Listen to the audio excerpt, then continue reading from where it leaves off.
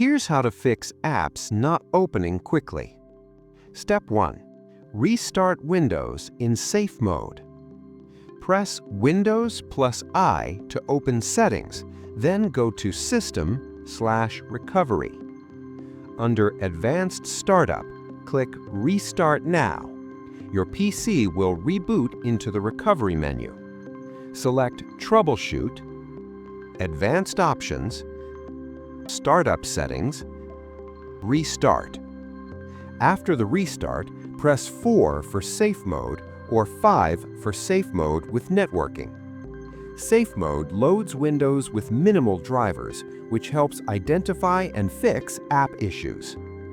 Step 2. Run System File Scanner, SFC scan.